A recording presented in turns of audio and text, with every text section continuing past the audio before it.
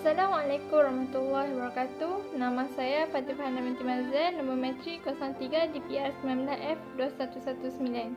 Berkaitan dengan tugasan individu bagi subjek IMC, saya ingin menceritakan tentang nasi lemak. Nasi lemak adalah sesuatu makanan yang dilipatkan dengan daun pisang dalam bentuk segitiga dan merupakan makanan Melayu yang digemari bagi orang Malaysia, Singapura dan Indonesia. Asal-usul kewujudan sejarah nasi lemak di Malaysia telah diketahui oleh orang ramai. Nasi lemak merupakan makanan tradisional Melayu yang berasal dari semenanjung Malaysia sejak zaman dahulu. Sehingga zaman terkini, nasi lemak telah menjadi makanan yang sangat popular dan dijadikan makanan ruji harian tanpa mengira pagi, petang ataupun malam. Nama nasi lemak mendapat gelaran daripada cara penggunaan santan yang memasak nasi.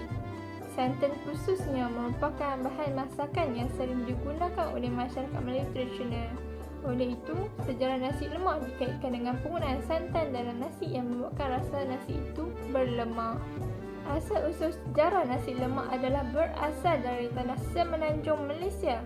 Nasi lemak juga menjadi makanan popular di semenanjung Melayu dan pantai timur Sumatera.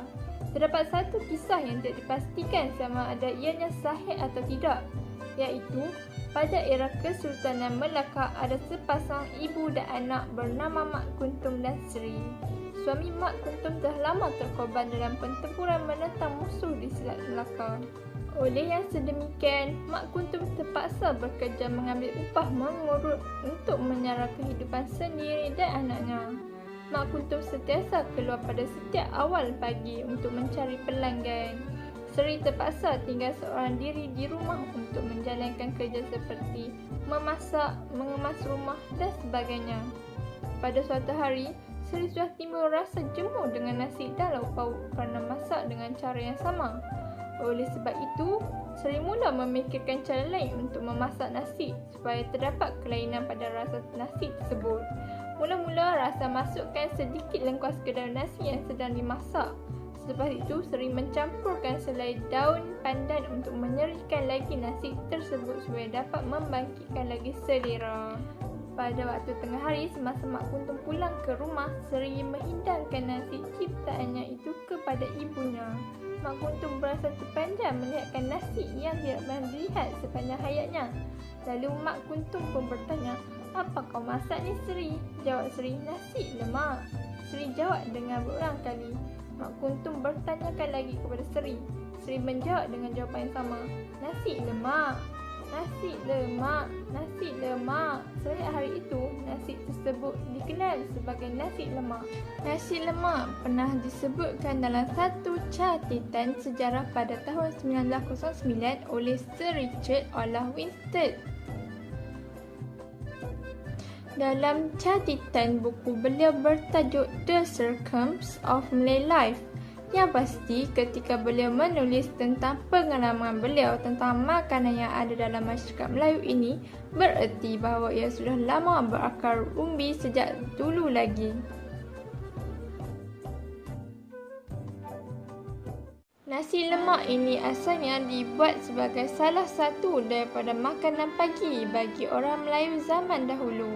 Ini kerana pada zaman dulu orang Melayu kita banyak buat kerja berat yang memerlukan banyak tenaga seperti bertani, berkebun, menangkap ikan, memungut hasil hutan, menggembara untuk berdagang dan bertukang membina rumah, membina kapal dan jong serta bertukang besi. Kesemua kerja ini memang memerlukan tenaga yang banyak. Oleh itu, diet berat dan kalori tinggi seperti nasi lemak amat diperlukan oleh orang Melayu kita pada masa itu. Berbanding dengan zaman sekarang, yang mana kita lihat rata-rata majoriti muda orang kita banyak buat kerja yang tidak pakai tenaga berat. Melainkan jika anda benar-benar bekerja dalam bidang yang memerlukan tenaga manusia yang banyak dan berada di bawah terik matahari sebagai contoh dalam bidang pertanian. Kini, nasi lemak merupakan satu sajian yang ringkas lalu dijadikan makanan pilihan warga kota yang sentiasa kesibukan. Harga yang murah juga mendorong makanan terkenal ini semakin mudah didapati di mana-mana kedai atau gerai saja. Kini, Terdapat pelbagai variasi nasi lemak yang dapat kita lihat.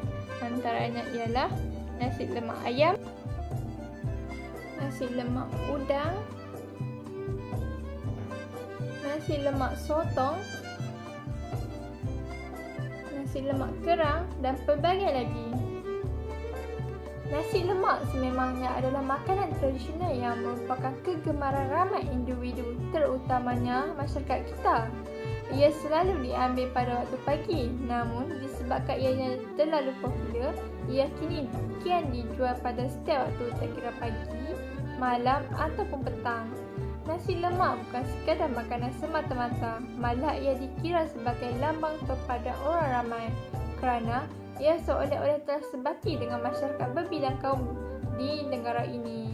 Hal ini memang sudah terbukti sekian lama kerana orang ramai boleh duduk semeja tanpa mengira status, pekerjaan, bangsa maupun agama dengan bertegur sapa untuk mengeratkan lagi perpaduan yang sekian lama terjalin antara kaum di Malaysia. Sekian, terima kasih.